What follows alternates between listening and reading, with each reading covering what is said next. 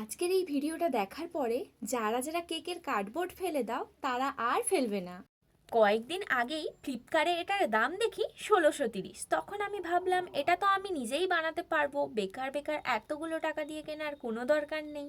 এখানে আমি পুরো কাজটি বাজেট ফ্রেন্ডলি করেছি, মানে ওই কেকের কার্ডবোর্ড তো ওটাও ফ্রিতে, আর থাকলো বাকি ক্লে আর কয়েকটি কাচের টুকরো। তাও ওখানে যতগুলো কাচের টুকরো ছিল মিররের, ওগুলো কিন্তু আমার কাছে সবগুলো ছিল না, আমার কাছে একটাই ছিল, ওটা দিয়েই আমি নিজের মতো করে করে নিয়েছি। খুবই সহজ পদ্ধতিতে করেছি, সেরকম কিছু জটিল ব্যাপার না। প্রথমেই আমি পাখিটিকে এঁকে নিয়েছি কার্ডবোর্ডের ওপর, এবারে ক্লেটিকে লম্বা লম্বা করে বেলে নিয়েছি।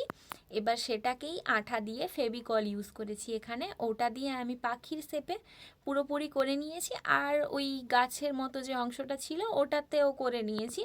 তোমরা চাইলেই খুব সহজে করতে পারবে, কোনো সমস্যা নেই।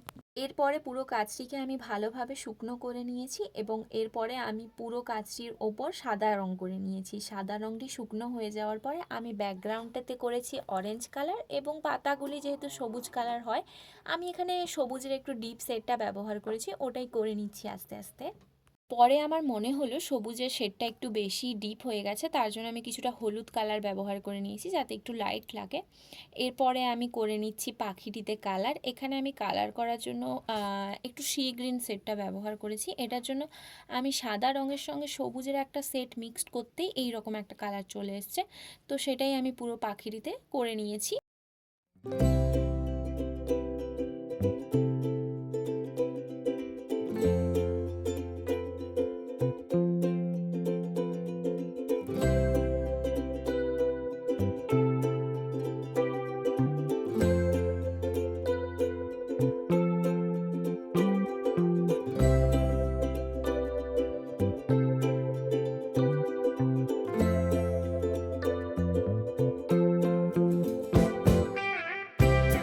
এরপরে আমি পাখির ওই লেজের দিকের যেই অংশটা থাকে ওটাতে করে নিচ্ছি নীল টাইপের একটা কালার, আর নীলের একটু আলাদা টাইপের শেডটা, ওটার শেডটা আমি ঠিক নাম জানি না, তো ওটাই করে নিয়েছি। ওখানে যেরকম ছিল আমি কিছুটা সেরকম টাইপেরই করার চেষ্টা করেছি, তো যাই হোক আমি পুরোটাতে কালার করে নিচ্ছি।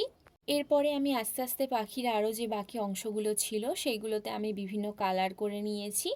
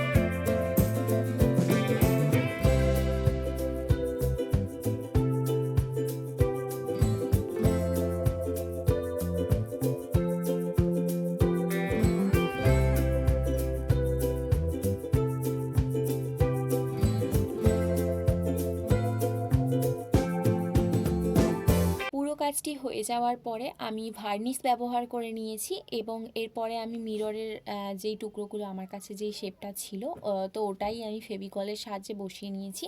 আজকের কাজটি তোমাদের কেমন লাগলো অবশ্যই কমেন্ট করে জানিও, এবং ফ্লিপকার্টে আমি যেই দুটো দেখেছিলাম ওই আর একটাও আমি করব পরের কোনো একটা ভিডিওতে, তো ওটা দেখার জন্য পাশে থেকো। আর কেমন লেগেছে অবশ্যই জানিও। প্রত্যেকদিন এইরকম নতুন নতুন ক্রাফট আইডিয়া দেখার জন্য আমার চ্যানেল দ্য গ্লোয়িং রেনবোকে অবশ্যই সাবস্ক্রাইব করে দিও। Thanks for watching.